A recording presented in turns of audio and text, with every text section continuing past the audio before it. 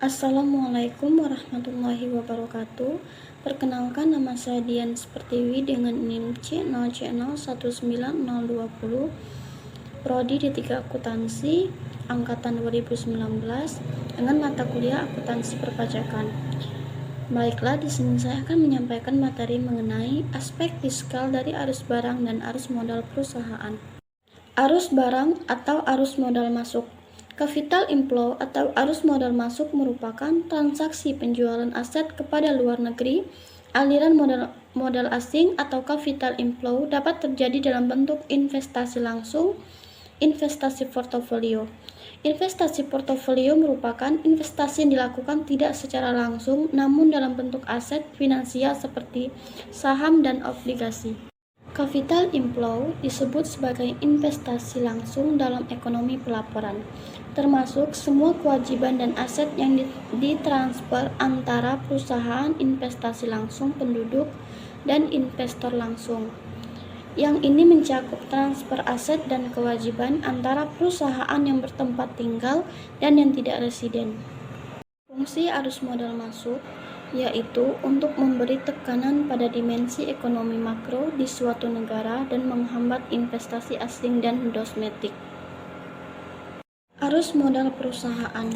Arus modal perusahaan adalah arus yang mengawasi keuangan dengan ketat, yang merupakan hal yang sangat lazim dilakukan di dalam perusahaan. Hal ini bahkan dilakukan dengan cara mengawasi keseluruhan lini keuangan itu sendiri, termasuk perputaran modal yang dimiliki oleh perusahaan tersebut. PPh atas penjualan kepada pemerintah, PPh pasal 22. Untuk lebih memahami ketentuan pajak penghasilan pasal PPh 22, simak berikut ini.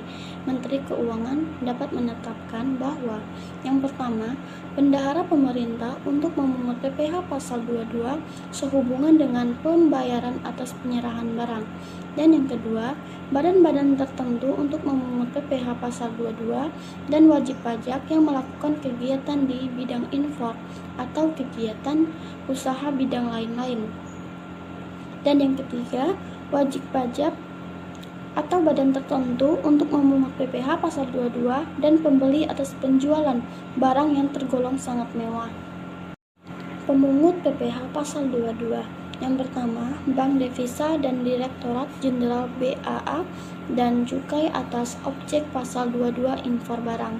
Dan yang kedua, bendahara pemerintah dan kuasa pengguna anggaran atau KPA sebagai pemungut pajak pada pemerintah pusat, pemerintah daerah, serta investasi lembaga pemerintah.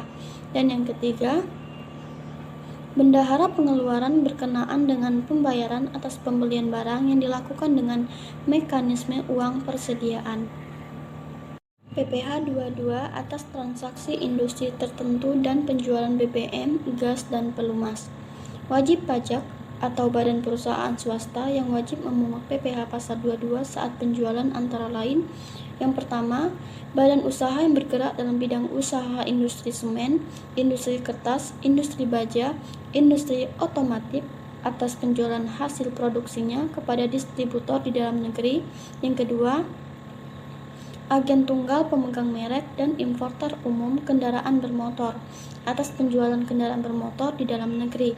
Dan yang ketiga, badan usaha yang bergerak dalam bidang usaha industri baja yang merupakan industri hulu, termasuk industri hulu yang terintegrasi dengan industri antara hulu dan industri hilir. PPh pasal 23 dari dividen, bunga, royalti, dan imbal jasa. Yang pertama dividen dan yang kedua bunga, termasuk premium, diskonto, dan imbalan sehubungan dengan jaminan pengembalian utang. Dan yang ketiga royalti. Dan keempat hadiah. Hadiah merupakan suatu penghargaan atau bonus dan sejenis lainnya yang telah dipotong pajak penghasilan PPh, yaitu penghasilan yang diterima atau diperoleh wajib pajak dalam negeri orang pribadi yang berasal dari penyelenggaraan kegiatan sehubungan dengan pelaksanaan suatu kegiatan. Dan yang keempat, imbalan sehubungan dengan jasa teknik, jasa manajemen, jasa konstruksi, jasa konsultan, dan jasa lain-lain. Selain jasa yang dipotong PPh sebagaimana dimaksud dalam dalam pasal 21 Undang-Undang PPh. Penghasilan yang dikecualikan PPh pasal 23. Yang pertama, penghasilan yang dibayar atau terutang kepada bank.